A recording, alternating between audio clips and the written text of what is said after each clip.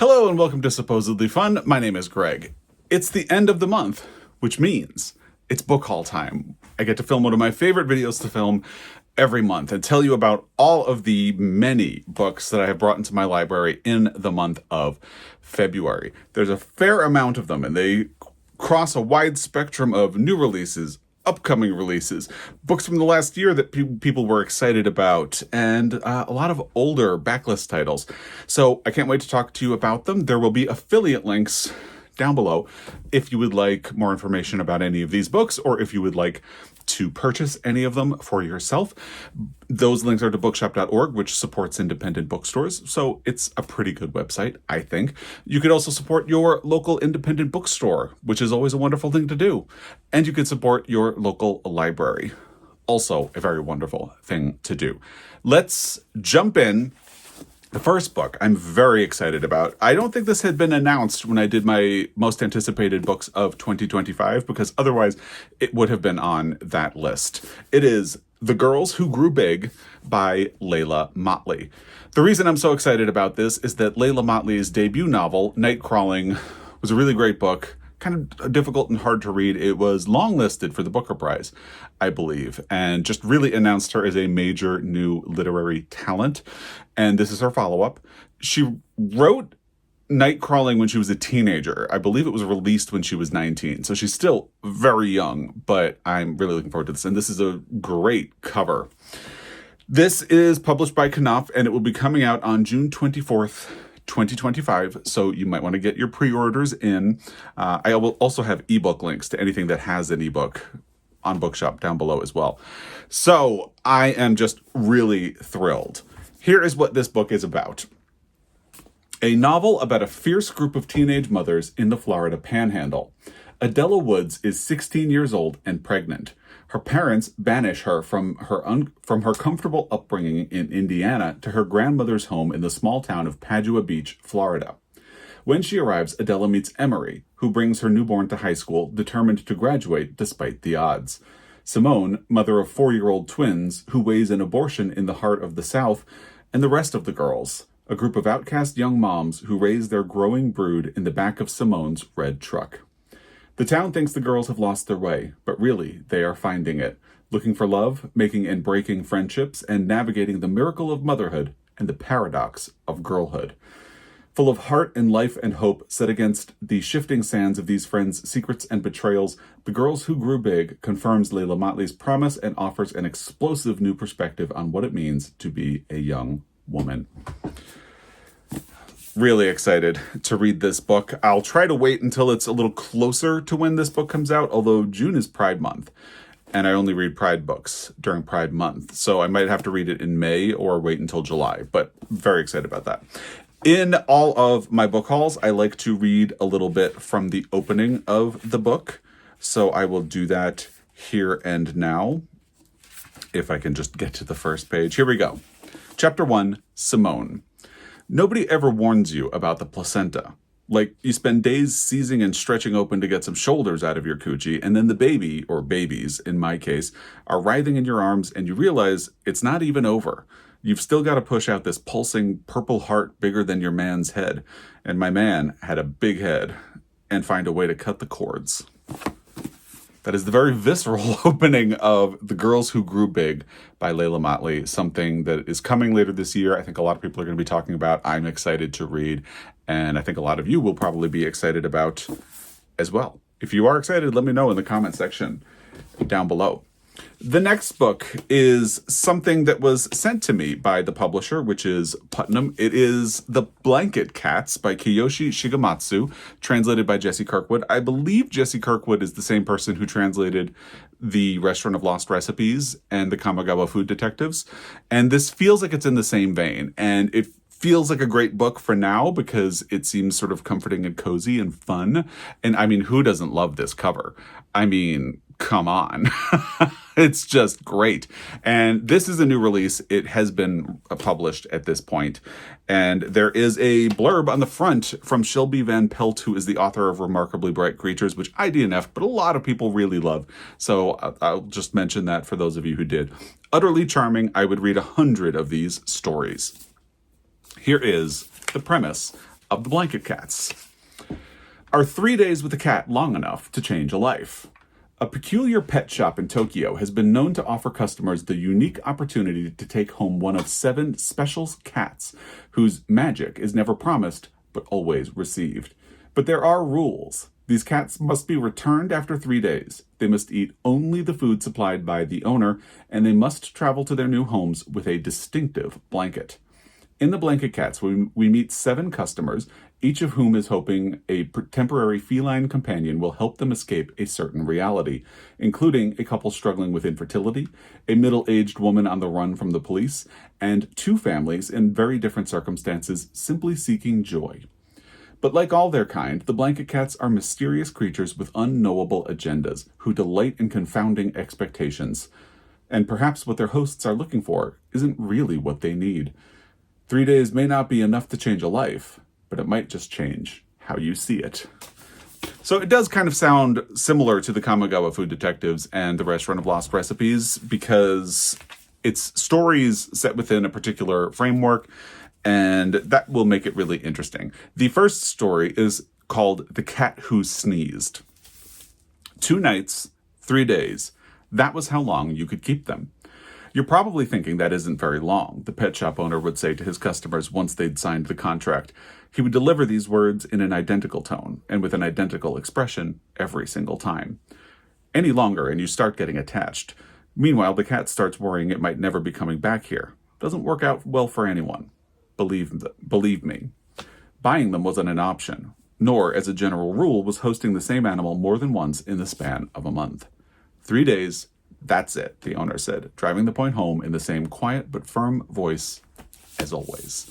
That is the opening of The Blanket Cats by Kiyoshi Shigematsu, translated by Jesse Kirkwood. It sounds adorable. I can't wait to read this book. I'm excited to read all of these books. I feel like every time I do a book haul, I just start repeating that, but that's because I'm really excited to read all of these books.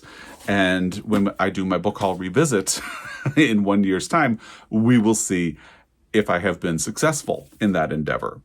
This is something I actually just got yesterday as I'm filming this video because I went into my library to return a book, and as always, I perused the used book section that they have, and I found a copy of Good Material by Dolly Alderton they sell the hardcovers for $2. So for $2, I got a hardcover copy of what the New York Times called one of the best books of 2024, and something I've heard some pretty good feedback about.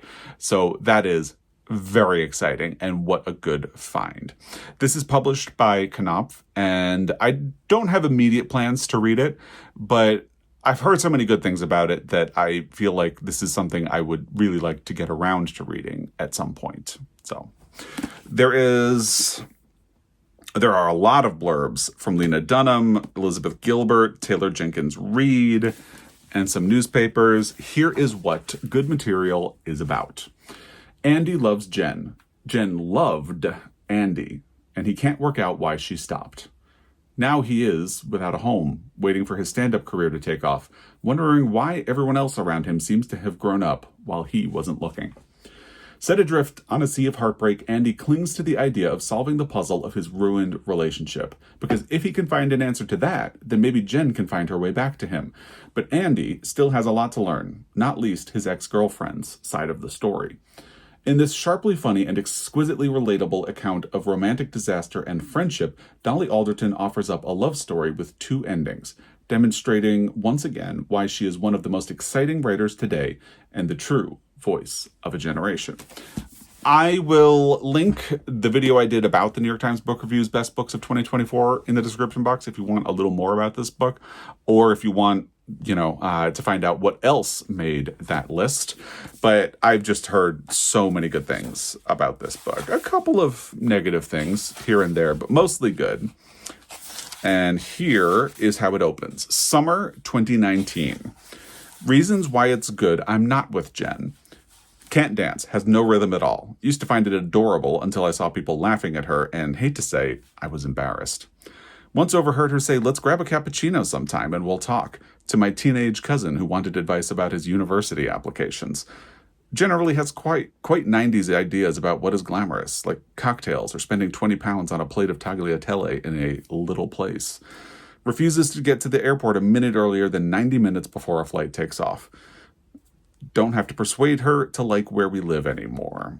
And that is the beginning of Good Material by Dolly Alderton. I don't know if he's convincing himself of any of those things that he's trying to convince himself.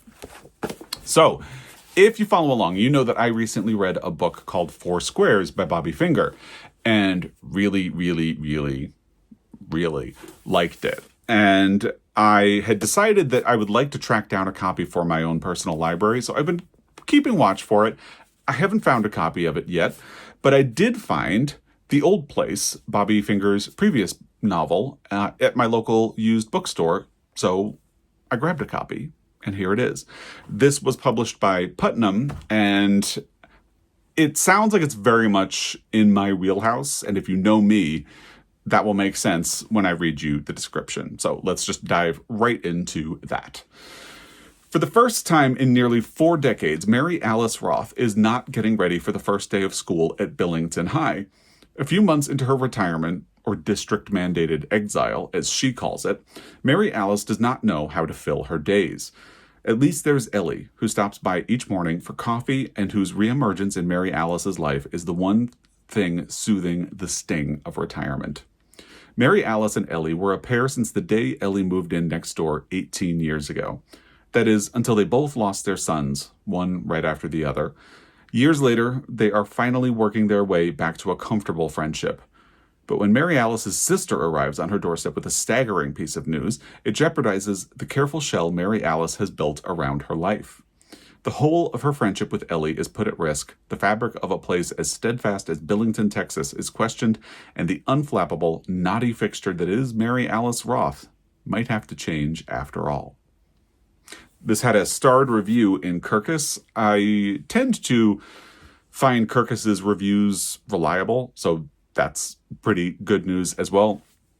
Big fan of kind of complicated family stories, and I include Friends in complicated family because Friends can be family. In fact, I think Joel has 2 friends that we refer to as his siblings.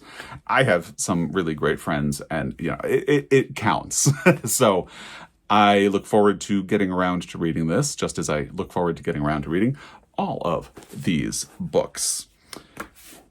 It's the Washington Post says on the cover, it feels like laughing with your best friend while sipping sweet tea on the back porch. And I just saw that and had to read it because doesn't that just sound great?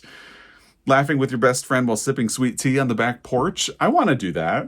So maybe I should read this sooner rather than later because, as I said, who doesn't want that? Chapter 1. Mary Alice Roth woke up and stared at the big old trunk, which may as well have been a reflection. Unmoved for years, the hunk of carved, glossy hardwood sat under the window in her bedroom because she'd lost the only people strong enough to lift it somewhere else. At her age, the number of able bodies in a household doesn't tend to change. And neither does the way you sleep, which meant Mary Alice, the sole inhabitant of 4 County Road 1818 for over 10 years and a left-side sleeper since she was in a crib, knew that for the rest of her life, the first thing she'd see in the morning would be a hideous antique trunk she hated more than just about anything else in the world. That's a kind of a fun, intriguing opening to The Old Place by Bobby Finger.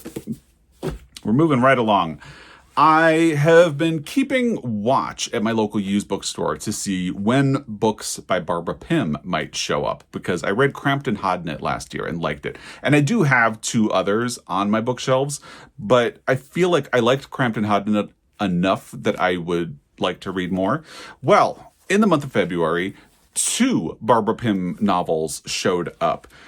A Few Green Leaves and A Glass of Blessings. These editions are both published by the same publisher, which is Perennial Library, a division of Harper and Row back in the day. Obviously, you can tell they're a little dated, but I kind of like that, especially in something like a Barbara Pym novel, which kind of harkens back to a sort of old world style. So, which one should we talk about first? Let's talk about A Few Green Leaves. In her wry and incisive last novel, Barbara Pym builds with accumulating effect the picture of life in a village forgotten by time, yet affected dramatically by it. History, represented by Druid ruins and an 18th century manor, and the last aristocrats who occupied it in the 1920s, is juxtaposed against the banalities of life in the 1970s.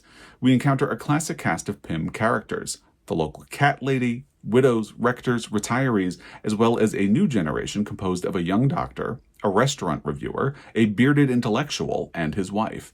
There is a romance, and there is a death. A Few Green Leaves is Barbara Pym's final statement on life. It is a masterwork, the culmination of her writing. I mean, how do you say no to that? So it just sounds great. And Barbara Pym seems to be a delight. Also, it was $3.48 at my local used bookstore, where I have amassed a bunch of credit. Chapter 1. On the Sunday after Easter, Low Sunday, Emma believed it was called, the villagers were permitted to walk in the park and woods surrounding the manor. She had not been sure whether to come on the walk or not. It was her first weekend in the village, and she had been planning to observe the inhabitants in the time-honored manner from behind the shadow of her curtains. But seeing the party assembling outside the pub, wearing tweeds and sensible shoes, and some carrying walking sticks, she had been unable to resist the temptation of joining in. And that is A Few Green Leaves by Barbara Pym. The other one, A Glass of Blessings, has a blurb from Shirley Hazard. There is a thrill of humanity through all her work. Wilmot Forsyth, a young and leisured woman, is bored with her excessively sober civil servant husband. Her near romances with a priest, her best friend's husband, and the wayward Piers Longridge, in whose friend Keith she discovers a rival, are only some of the pairings in this intricate drama of romantic errors. In A Glass of Blessings, Barbara Pym shows us that the netherworld of human feelings, where the unspoken is tangible, where just the hint of an illicit relationship can change the direction of a life.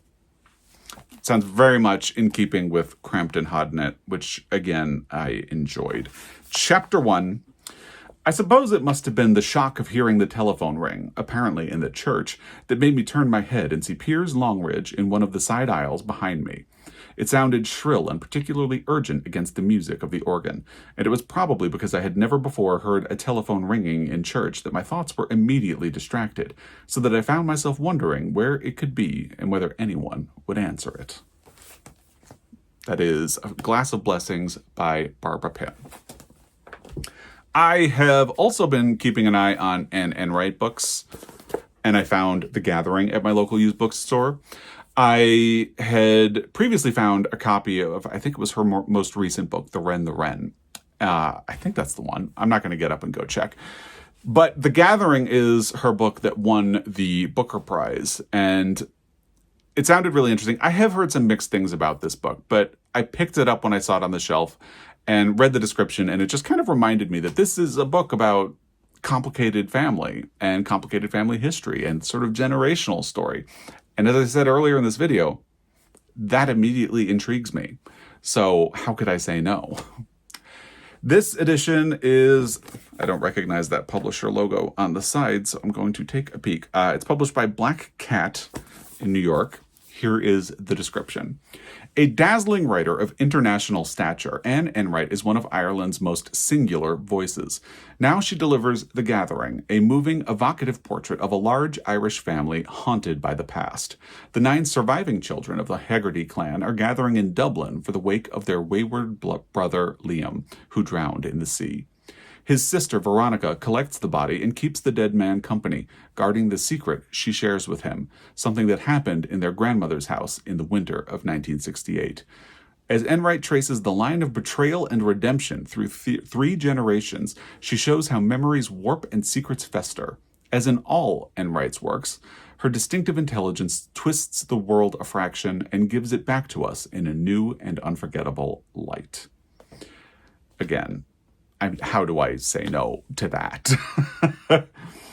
And the New York Times Book Review said, reckless intelligence, savage humor, slow revelation, no consolation. Anne Enright's fiction is jet dark, but how it glitters. And here is how The Gathering opens. Chapter 1. I would like to write down what happened in my grandmother's house the summer I was 8 or 9, but I am not sure if it really did happen. I need to bear witness to an uncertain event. I feel it roaring inside me, this thing that may not have taken place. I don't even know what name to put on it. I think you might call it a crime of the flesh, but the flesh is long fallen away, and I am not sure what hurt may linger in the bones. Very intriguing beginning.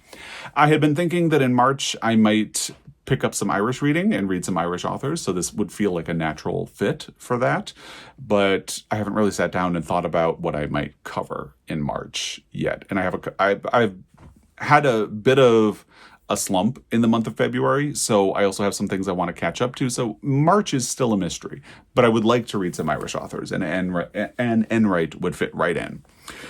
I have also recently been looking for Miss Marple books at my local used bookstore, and 3 turned up: At Bertram's Hotel, The Tuesday Club Murders, and Nemesis. I have always maintained that I like Miss Marple better than I like Hercule Poirot, but it's been about 20 years since I read any Miss Marple books. So the idea is just that I will get myself familiar with her again. There is actually no description. All 2 of them were published by Pocket Books, and 1 is Dell, just these editions. There's no description of At Bertram's Hotel on the back. Let me see if it has one in the beginning. It does not. But it is a Miss Marple mystery, which I found delightful when I read them. It has a cast of characters in the beginning, which I love. And let's just tell you how it opens, and then we will move on, because it's Agatha Christie and it's Miss Marple. Really, what more do you need? Chapter 1.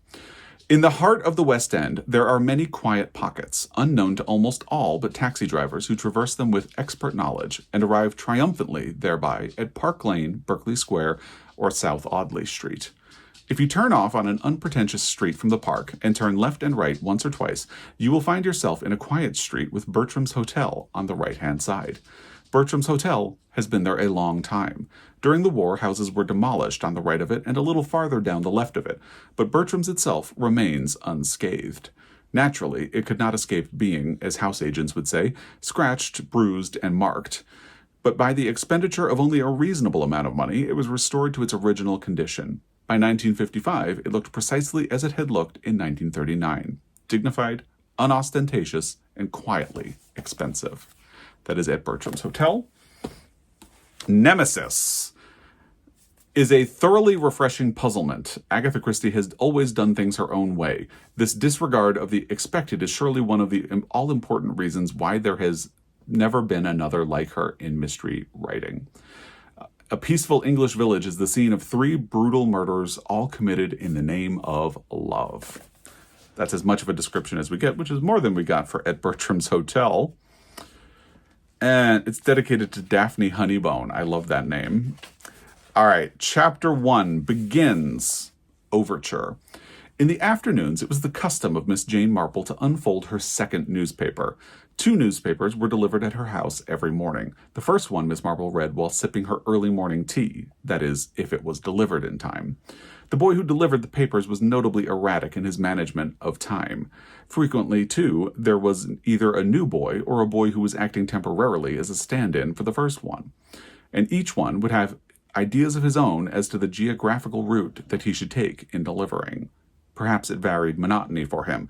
But those customers who were used to reading their paper early so that they could snap up the more saucy items in the day's news before departing for their bus, train, or other means of progress to the day's work were annoyed if the papers were late, though the middle-aged and elderly ladies who resided peacefully in St. Mary Mead often preferred to read a newspaper propped up on their breakfast table. That is the opening of Nemesis by Agatha Christie and The Tuesday Club Murders. I believe this is a short story collection. Save Tuesday for Terror. When those devotees of violent death haunt the nights with their tales of unsolved murders, meet the barrister, the beauty, the haunted vicar, the writer with the devil in his eyes, and meet the deliciously dangerous Miss Jane Marple, everybody's spinster aunt, as she knits in the corner, dropping the hangman's noose from her flashing needles. The inimitable Miss Marple looks murder in the eye in these hair-raising tales of dread and death.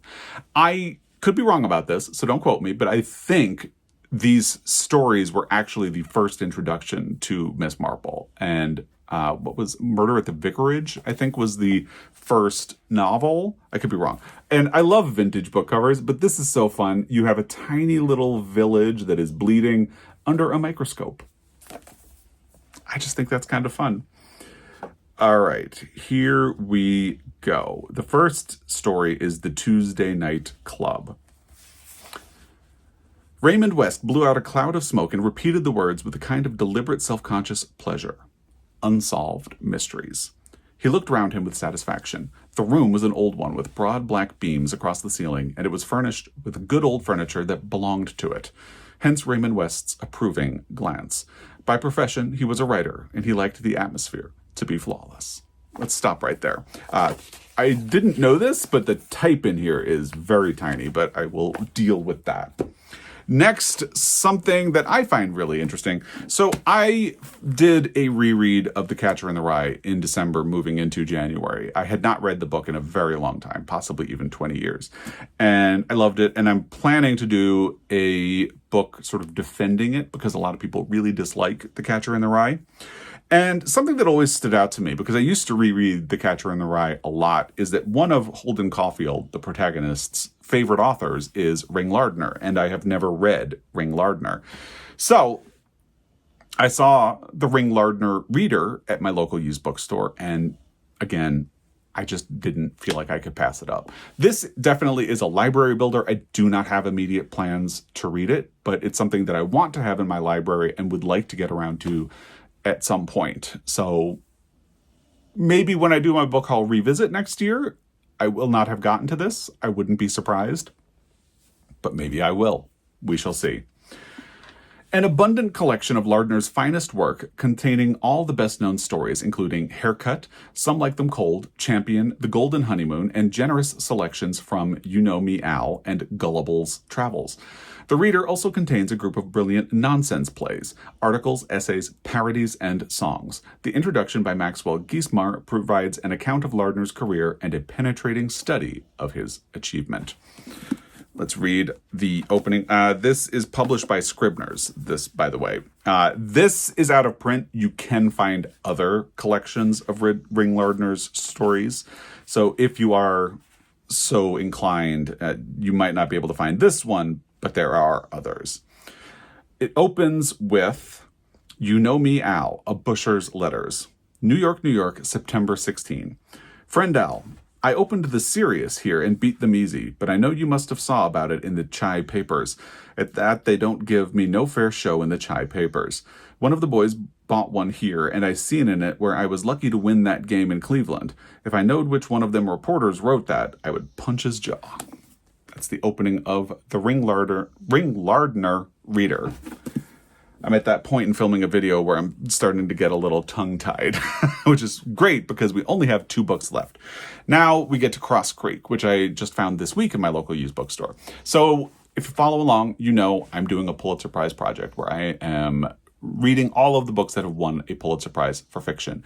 And along the way, I am also collecting ephemera and other books related to authors who have won the Pulitzer Prize for fiction. That is relevant because Cross Creek was written by Marjorie Kinnan Rawlings, who won a Pulitzer Prize for The Yearling, which is a unique Pulitzer book because some people call it the only children's or young adult book to have won a Pulitzer Prize for fiction, because by today's standards, at least, it's kind of a young adult book. And this is something of a memoir. It was adapted to into a movie in the early 1980s with, I believe, Mary Steenburgen, Alfred Woodard, and Rip Torn. Could be wrong about those details. I haven't seen the movie. But it's supposed to be a really good memoir about her life. And because I am attempting to get to know these authors, this felt like a really good thing for me to get. This edition is published by Touchstone, which is a division of Simon & Schuster. Originally published in 1942, Cross Creek has become a classic in modern American literature. For the millions of readers raised on The Yearling, here is the story of Marjorie Kinnan Rawlings' experiences in the remote Florida hamlet of Cross Creek, where she lived for 13 years. From the daily labors of managing a 72-acre orange grove to bouts with runaway pigs and a succession of unruly farmhands, Rawlings describes her life at the creek with humor and spirit. Her tireless determination to overcome the challenges of her adopted home in the Florida backcountry, her deep-rooted love of the earth, and her genius for character and description result in a most delightful and heartwarming memoir. Here is how it begins. Oh, there's a fun illustration.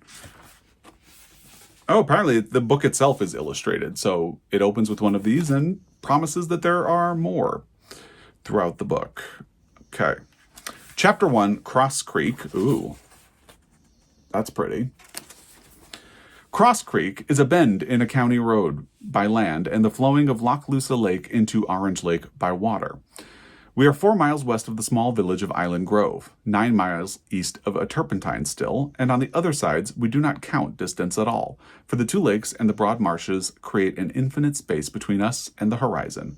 We are 5 white families, Old Boss Bryce, the Glissons, the Mackays, and the Bernie Basses, and 2 colored families, Henry Woodward and the Mickenses. People in Island Grove consider us just a little biggity and more than a little queer. Black Kate and I, between us, once misplaced some household object, quite unreasonably. And it starts jumping into dialogue from there. Maybe some questionable racial politics right there at the end, but I'm still looking forward to reading this book and seeing, getting to know Marjorie Kinnan Rawlings. There you go. And I also found The Morning Watch by James, I actually don't know, is it Aggie or Aggie? I assume it's Aggie, who won a posthumous Pulitzer Prize for a book called Death in the Family, which is a controversial Pulitzer win. We'll get into that at some point when I actually read it, because there are 2 editions of that book. Well, I guess I'll just hint at it, because there are some people who believe that the editor significantly changed the draft of A Death in the Family that James Agee had been working on. So there's another edition that is supposed to be more true to what he had originally been planning to write. So again, this is a Pulitzer Prize winning author, and this is a different book by him. And this edition is published by, it looks like Berkeley from the logo. James Agee, whose death at the age of 45 cut short a brilliant career in American letters, is best known to millions of readers for his posthumous novel, A Death in the Family. In The Morning Watch, his only other published novel, the extraordinary power of language and the themes that so moved readers of A Death in the Family may already be seen.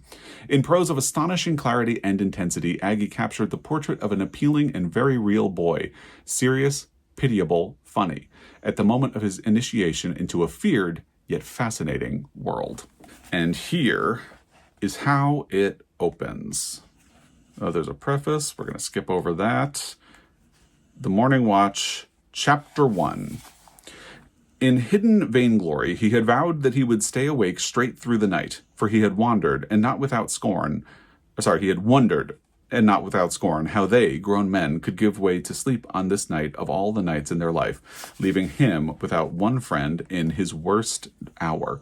But some while before midnight, still unaware that he was so much as drowsy, he had fallen asleep, and now this listening sleep was broken, and instantly Richard lay sharp awake, aware of his failure and of the night. That is The Morning Watch by James Agee. I should also note, my dog Teddy has fallen asleep not far from me, so if you've been hearing snores, it's him. But those are the books that I have brought into my library in the month of February. I'm excited about them. I would love to hear which ones you are excited about or have read. If you have feedback about any of them or recommendations based on my interest in these, let me know in the comment section down below. And as always, I really appreciate your time. I will be back. Until next time, happy reading.